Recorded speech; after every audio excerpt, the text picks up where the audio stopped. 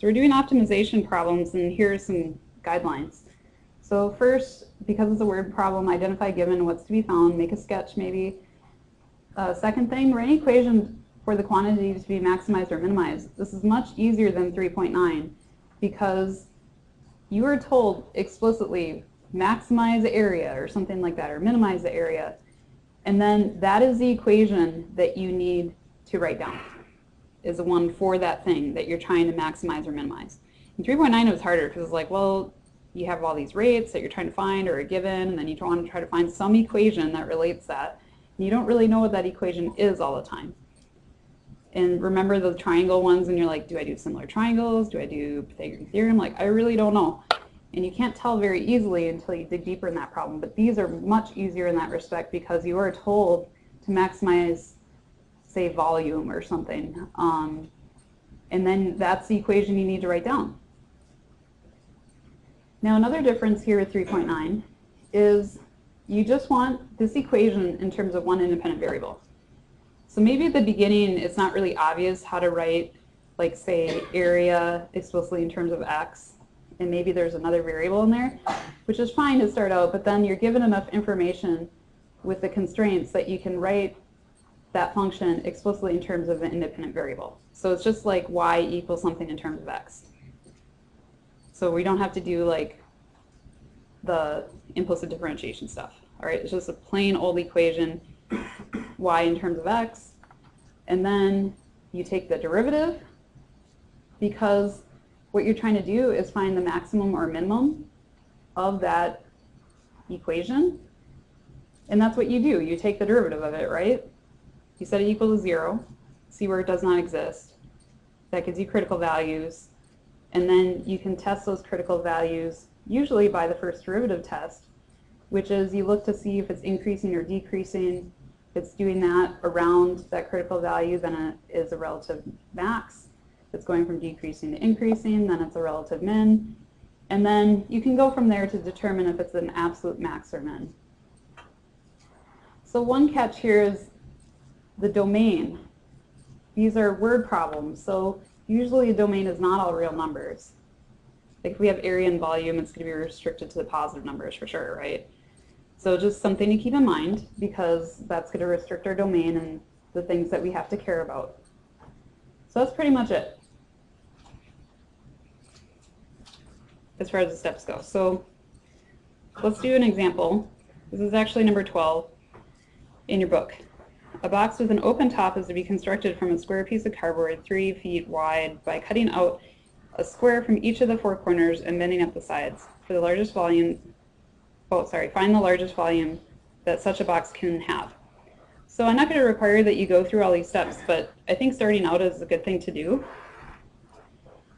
The book has you kind of explore this problem a little bit in part A, and it says draw several diagrams of different boxes first and then find their volumes. So again, you don't have to actually do this, but I think for starting out in these problems, it's a good thing to do. And so I just drew 3 scenarios here of where I have a square, and I'm cutting out the corners. Those are shaded in black, so that when I fold up the sides along those dotted lines, then I have an open box without a top. So can you picture that? And I just drew 3 different scenarios where the cutouts are different sizes. The first one has a cutout of 1 inch by 1 inch. The second one has a cutout of 0.75 or 3/4 inch by 3/4 inch. And then finally 1/2 inch by 1/2 inch for the corners. And so because the box is 3 by 3, then that changes the base dimensions accordingly. And so the volume is just taking the base area times the height of what that open box would be. And so for the first one, we have 1 by 1 by 1. Second one, the cutouts are 0.75, so that's the height. And then the base, to have those sum to 3, is going to be 0.75, 0.75 plus 1.5, so the base is 1.5 by 1.5. So you multiply those and you get different volumes of that open box. So the original problem was to find the largest volume given those constraints in the situation.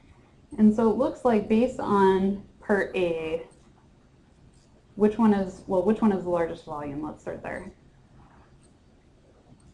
the third one, because we got 2, which is the largest answer for the volume, right?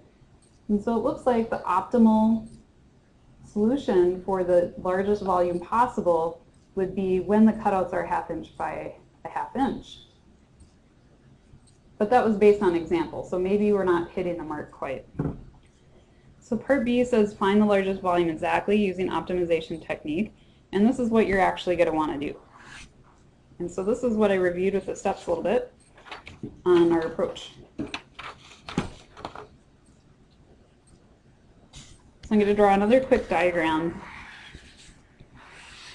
and we're going to attach some variables to things.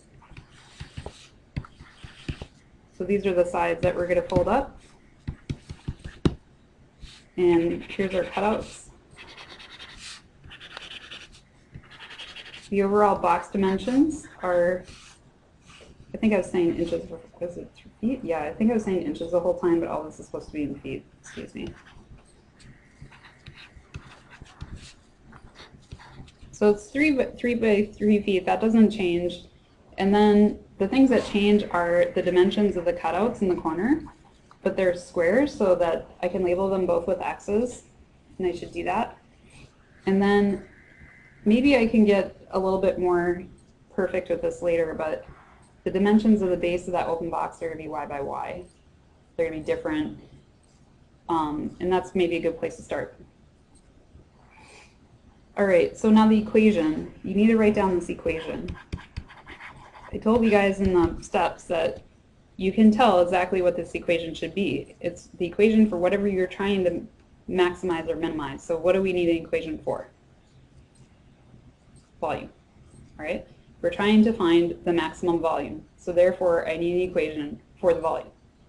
That just follows. So V is equal to L times W times H, maybe just to get started. And now I can start writing down what this is in terms of my X and Y stuff that I put in my picture. So take it a bit further. So the height is the X, and then the base is L times W, so this is going to be Y squared times X. So now you can get this down to one variable. So let's reduce this to one variable, and we're supposed to be able to do that somehow. Like in related rates, that was done with the constraints or the other given information.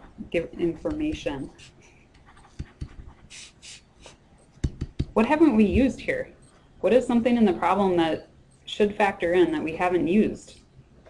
3. This box has got to be 3 by 3. Or the piece of cardboard that we're making the box out of has to be 3 by 3.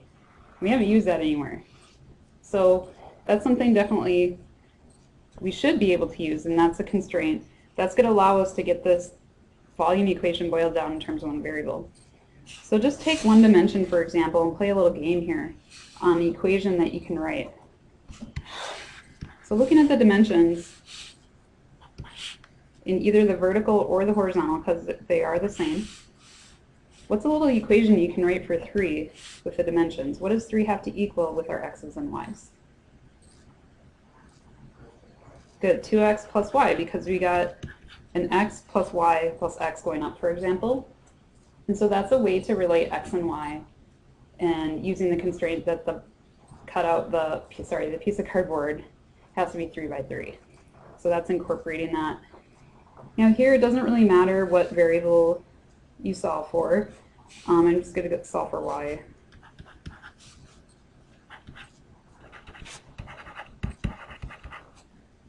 And then I'm going to sub that into my volume. So we have 3 minus 2x, that quantity squared, times x. So that's the equation. Let me see where my recording is. Oh, I think I can get it done. Now I'm ready to take the derivative. Notice it's v in terms of x. This derivative is just a straight up derivative. Okay, so what I'm doing here is I'm trying to find critical numbers. That involves finding the derivative of v. Okay, so let's do it. Well, I'm just going to do the product rule here. I have my f, which is 3 minus 2x that quantity squared, times my g prime. G is x, so derivative of x is 1. And then I got plus my g, which is x, and then f prime. I got to use the chain rule, so I drop down my 2 times quantity 3 minus 2x, new power is 1, chain it, and I got to have a negative 2 on the outside for the derivative of the inside. So now we want to see for the critical numbers where v prime equals 0 or does not exist. Is that does not exist situation going to occur for this derivative? We're looking for division by 0. Is that possible for any x? No, because we got a polynomial there, straight up polynomial. So this is not going to apply in this example. So basically I can kind of ignore that and then just focus on where v prime equals 0. So with that goal in mind, notice what we have is something that's partially factored, and that's a good strategy overall. So notice I have a common factor of 3 minus 2x. Leftovers will be a 3 minus 2x, 1 left, form the first part, and then from the second part I'm going to have, let's see, a negative 4 out front, so this could be like minus 4x times so I think we're good. So this is almost in factored form. Just have to finish that inside part of the second set of grouping symbols. So now I have 3 minus 6x. So now from here, I can determine what my critical values are. If it's not obvious, you can just set up the little equations, 3 minus 2x, for which x is at 0. Well, I just solved that equation. So x equals 3 halves is a critical value, and then 3 minus 6x equals 0. The x for which that occurs is going to give you the other one. So x is equal to 1/2.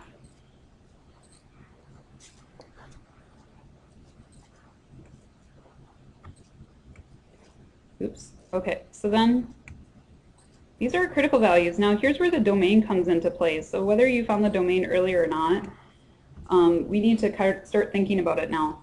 So how much can our x vary? Well, x can go to 0, but it can't be equal to 0.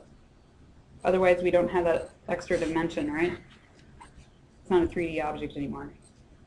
So it can get close to 0 but not equal to 0. And then let's look at the picture actually a little bit to help out. What's the other extreme? How big can x be?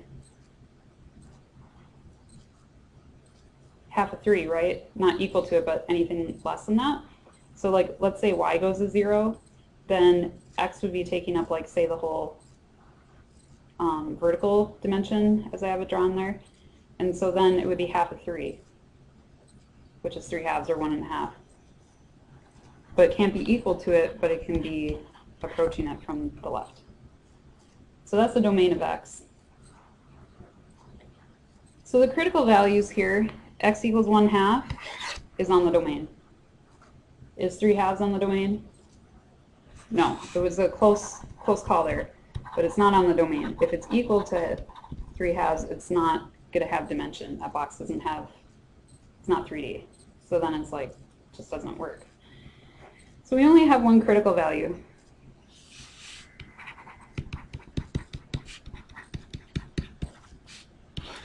So that's probably our answer. And actually we found from part A that it is the answer. It's the only critical value. You can kind of reason here, maybe that this is the answer. But if you want, you could go ahead and do a double check with the second derivative test or increasing decreasing test.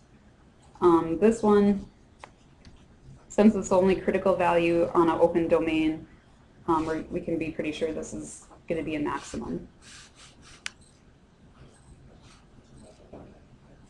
I know, that's why I'm like, ah.